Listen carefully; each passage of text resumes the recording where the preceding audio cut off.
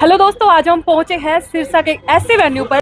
North India का सबसे पहला रोबोट सर्जरी हमारे सिरसा में स्टार्ट की गई है, जहां पर नी रिप्लेसमेंट की सर्विसेज प्रोवाइड कर रहे हैं डॉक्टर अभिषेक चौधरी। तो जानते हैं सर से कि क्या एडवांस लेकर के सिरसा में स्टार्टिंग किया है। Hello sir. हेलो जी सर, सबसे पहले तो ये रोबोट सर्जरी की क्या है और आज इतनी भीड़ एक साथ पेशेंट इकट्ठे हुए हैं, उसका कारण क्या रहा सर? ये जो हमारे जो इतनी भीड़ इकट्ठी हुई है, ये सब इनके घुटने बदले गए हैं। तो ये हमने हमारा हॉस्पिटल को 25 साल हो गए, तो उसके उपलक्ष्य में वॉकथॉन कराई थी। इसके अंदर जिनके भी हमने घुटने बदले थे पेशेंट्स के, उन सब ने भाग लिया था। ये जो वॉकथॉन था, इसका मेन जो उद्देश्य था आम जनता में अपने जागरूकता लाना था। लोगों को लगता है कि घुटने बदलवा लिए तो हैं, उससे भी रह जाएंगे, परंतु आप खुद की आंखों से देखेंगे जो मरीज पहले चलने में असमर्थ थे, बाथरूम जाने में भी उनको दिक्कत होती थी, आज वो दौड़ लगा के आए हैं बिना किसी दिक्कत में और सबके चेहरे पे खुशी है, कोई दर्द नहीं है। बिल्कुल ये चीज़ है। दूसरा, जो ये रोबोटिक मशीन है, ये टोटली अपने यूएसए से इम्पोर्टेड है। एक सबसे एडवांस रोबोट है, ये 3rd जनरेशन रोबोट्स हैं। हमारे जो आसपास के एरिया में जो हैं, बठिंडा में, हिसार में जो रोबोट्स हैं, वो सारे 2nd जनरेशन है। उसमें CT स्कैन की ज़रूरत पड़ती है, उसका कंट्रोल सर्जन के हाथ में नहीं रहता।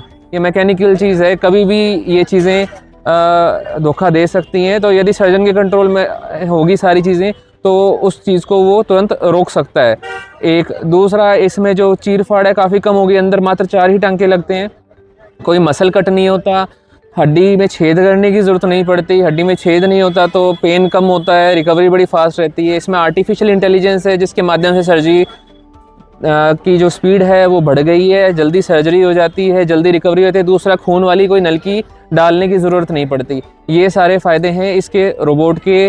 मान लीजिए जो पहले हमारे को रिकवरी में 3 महीने तक लगते थे, आज वो ही रिजल्ट हमारे को 15 से 20 दिन में मिल रहा है। सर, आज लगभग कितने लोगों ने इस में भाग लिया? इसमें लगभग 500 प्लस लोगों ने भाग लिया है और मैं सभी का आभार व्यक्त करना चाहूँगा, हमारे पत्रकार भाइयों का, हमारे मरीजों का, जो इतने ख़राब मौसम में इतने सुबह सुबह आके उन लोगों ने हमारे जो इसकी प्रतियोगिता थी, जो वॉकथॉन था, इसकी शोभा बढ़ाई। बहुत बहुत धन्यवाद सबका। एक लोगों का मिथ भी है या कि सच है कि रोबोट सर्जरी में सारी वर्किंग रोबोट करता है, क्या ये एक मिथ है? ये बिल्कुल एक मिथ है जी। जो रोबोटिक मशीन है, साधारण भाषा में समझाता हूँ मैं।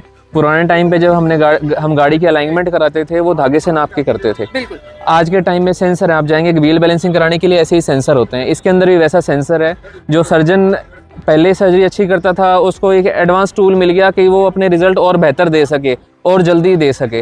तो उसके लिए इसका सारा कंट्रोल सर्जन के हाथ में होता है, ये ऑपरेशन नहीं करता। जो 2nd जनरेशन रोबोट है, जो CT बेस्ड रोबोट है, उसमें सर्जन फीडबैक डालता है और उसमें खड़ा रहता है। इसमें टोटल सर्जरी सर्जन के हाथ में ही रहती है। सर, एक सोच और है कि पेशेंट को लगता है जब मेरे घुटने दर्द होने शुरू हो जाते हैं तो डॉक्टर के पास जाते ही डॉक्टर ये बोलता है कि घुटने बदला लो, क्या ये सच्चाई है? ऐसा कुछ नहीं है। यदि हो सकता है आप तुरंत आ जाएं तो आपके घुटने बदलने से भी रुक जाएं। स्टेज होती हैं जॉइंट की, 1, 2, 3 में ऑपरेशन की ज़रूरत नहीं होती, 4 के अंदर नी रिप्लेसमेंट की ज़रूरत होती है। इसमें कार्टिलेज गिर जाता है। एक दूसरा, जो मैं इस आपके चैनल के माध्यम से ये बताना चाहूँगा, अपने घुटनों के अंदर किसी भी तरीके का कोई स्टेरॉयड इंजेक्शन ना लगवाएं, उनके बहुत नुकसान होते हैं। हमारे यहाँ पे पेशेंट भी हैं, आप शायद उनसे बात भी करी होगी, शंकर लाल जी। उन्होंने पहले कोई 15-20 इंजेक्शन लगवाए थे, इन्फेक्शन हो गया था, पहले उसको ठीक किया, फिर उनके घुटने बदले।